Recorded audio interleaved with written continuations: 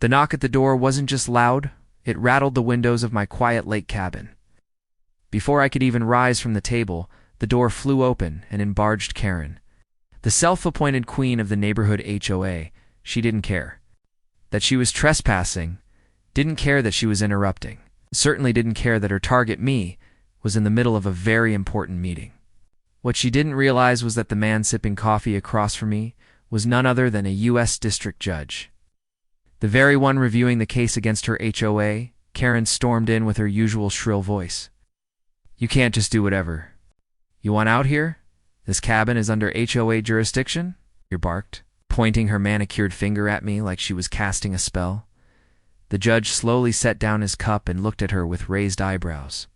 "Excuse me, ma'am, but do you realize you've just broken about 3 different laws by barging in here uninvited?"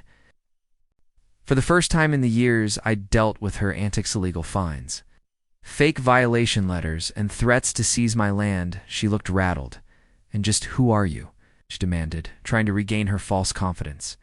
"I am the U.S. District Judge currently overseeing the lawsuit against your HOA, he said calmly. His voice carried more weight than a gavel hitting would. Her jaw dropped, and the silence that followed was almost comical. The woman who once fined me $500 because my kayak was the wrong shade of green suddenly looked like a kid caught stealing cookies. She stammered, Well, this isn't what it looks like." "Oh, it's exactly what it looks like," the judge interrupted. "An illegal entry and a blatant abuse of authority." Karen tried to backpedal, muttering, "Excuses." But the judge pulled out his phone. "I think the sheriff will be very interested in hearing about this, especially since you've just provided first-hand evidence of the kind of intimidation this HOA is accused of."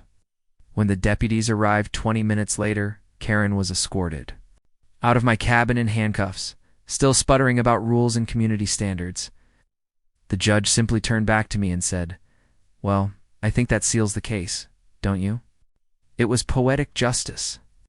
Karen had stormed in thinking she'd intimidate me, but instead, she had handed over the very evidence needed to dismantle her corrupt HOA, and for the first time in years, I knew my cabin on my lake were, finally, safe from her grasp.